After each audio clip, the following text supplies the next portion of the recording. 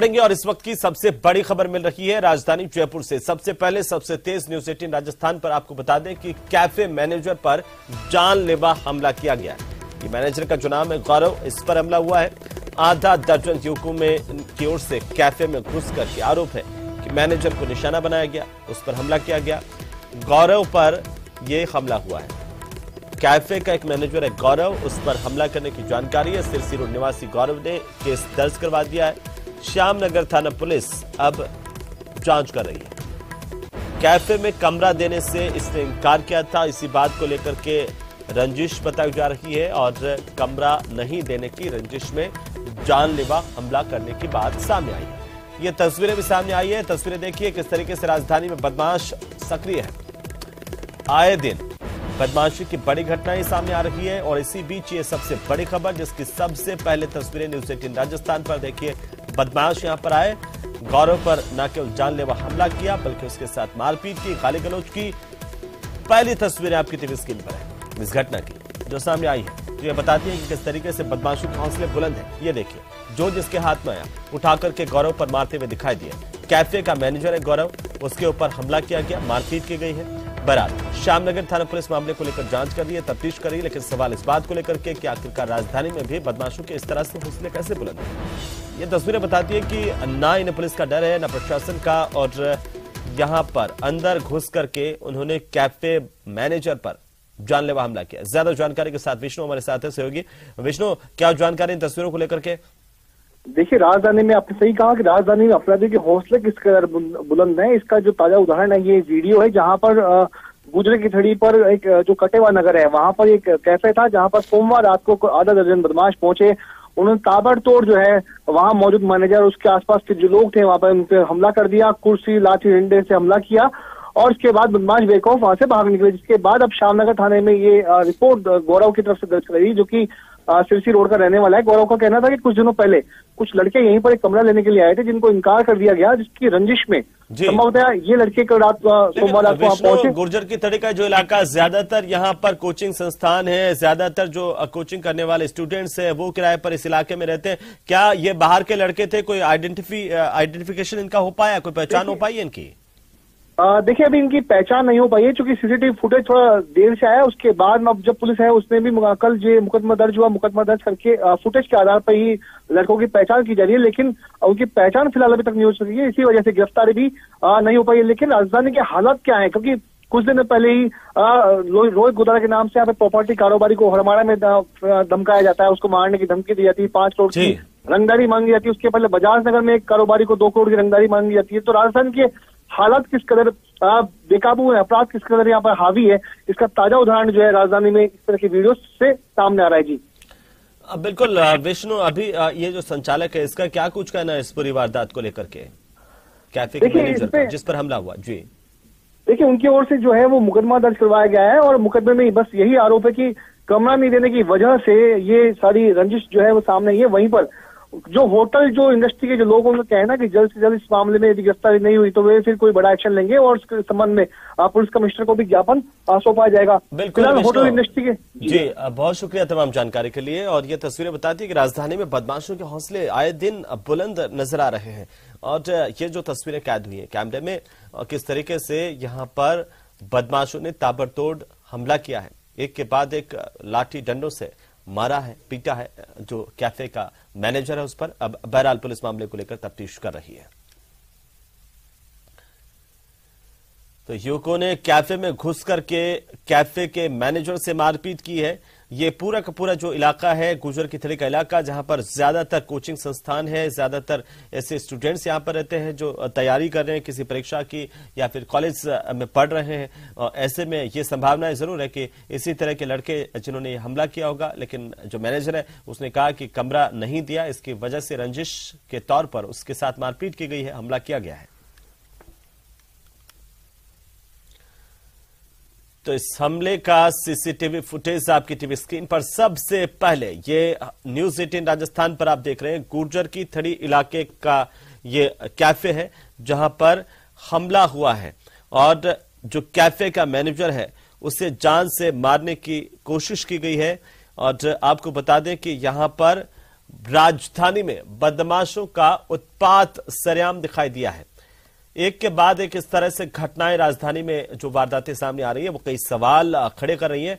आखिरकार ये सोमवार रात का करीबन जो तस्वीरें हैं जिनको लेकर के अब पुलिस की तफ्तीश जारी है। मैनेजर की ओर से एक मुकदमा दर्ज करवाया गया है।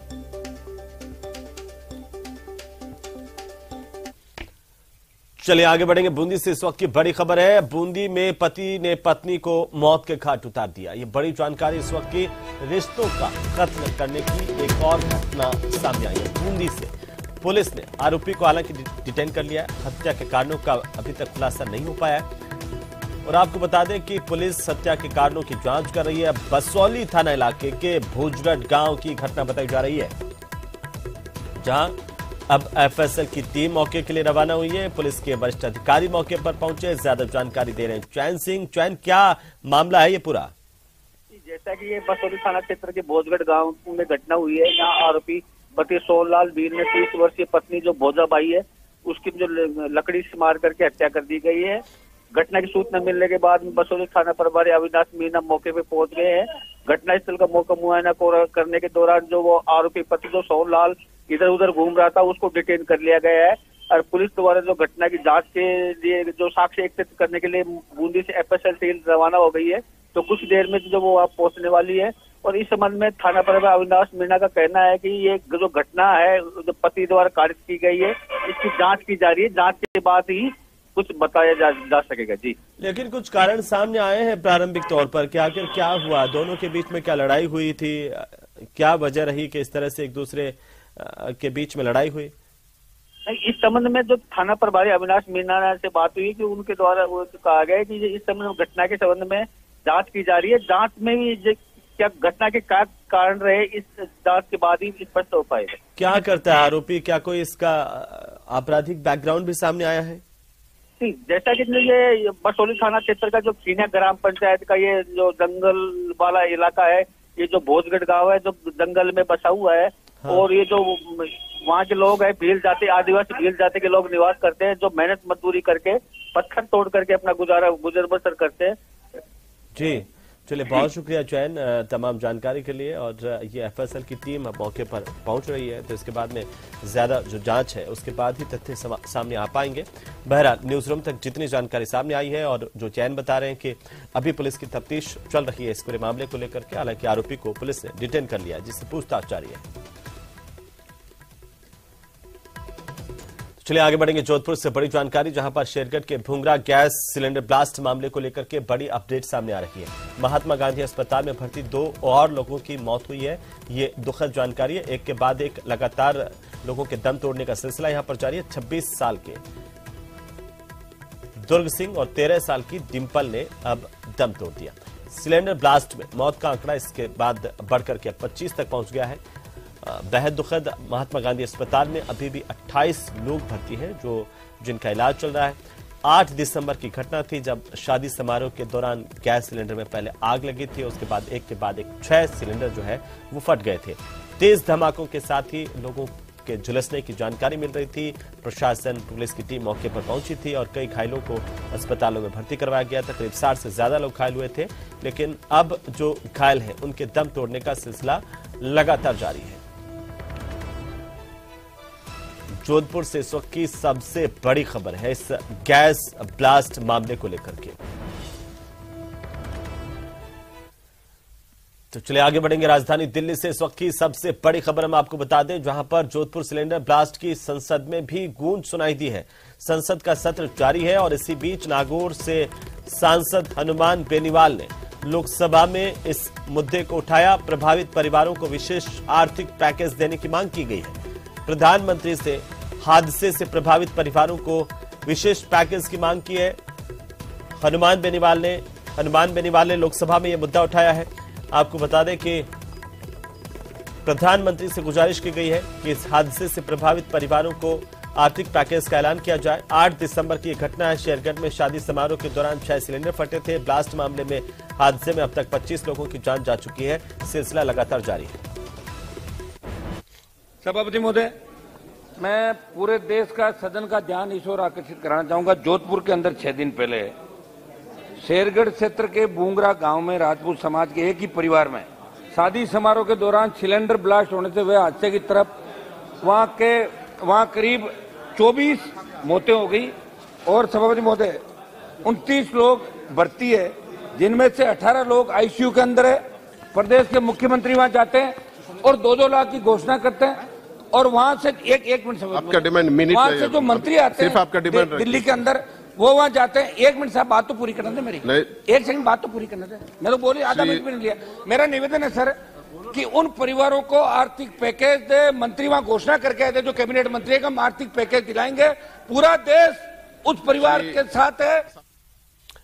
चलिए आगे बढ़ेंगे। दिल्ली से एक और बड़ी जानकारी सामने आ रही है, जहां पर राजस्थान कांग्रेस का अनुशासनहीनता प्रकरण को लेकर के आलाकमान की तरफ से कोई फैसला नहीं किया गया। बीते दिनों कांग्रेस अनुशासनात्मक कमेटी की बैठक हुई थी। सदस्यों ने वार्ता कर कांग्रेस अध्यक्ष को रिपोर्ट भी सौंपी थी। फाइनल रिपोर्ट सौंप दी गई। बहरहाल कांग्रेस अध्यक्ष मल्लिकार्जुन खड़गे के पास ये पूरा मामला लंबित है। आपको बता दें कि कमेटी के सदस्यों ने न्यूज 18 को ये खास जानकारी दी है। 25 सितंबर को जयपुर में सियासी घटनाक्रम हुआ।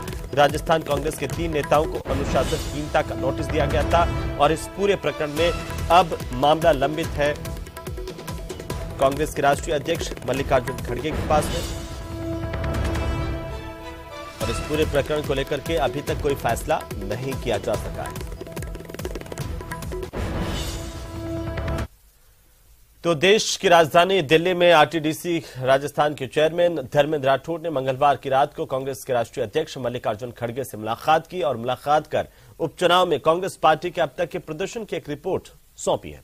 धर्मेंद्र राठौड़ ने न्यूज 18 राजस्थान से खास बातचीत करते हुए कहा है कि अब तक 9 विधानसभा सीट पर हुए उपचुनाव में कांग्रेस को 7 पर जीत हासिल हुई है। क्या कुछ उन्होंने ज्यादा कहा है, आप भी सुनिए।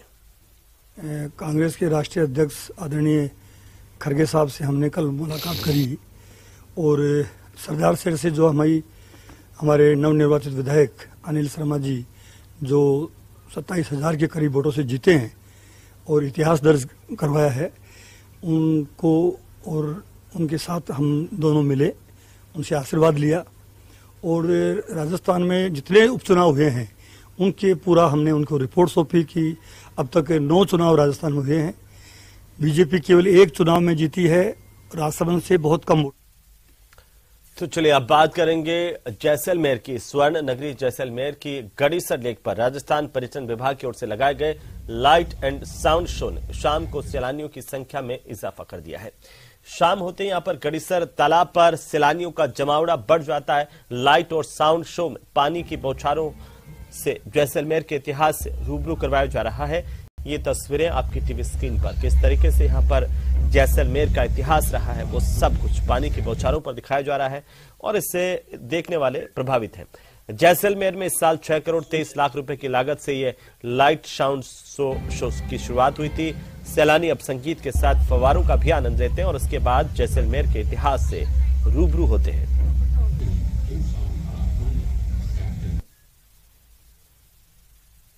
अभी चालू है, देखा नहीं है पूरा, पर अच्छा लग रहा है। जैसलमेर के बारे में पता चल रहा है। और आगे पहले कभी ऐसी वॉल देखी जिसपे पानी से वॉल बनी हो, ऐसा कुछ शो पहले सिंगापुर में देखा था।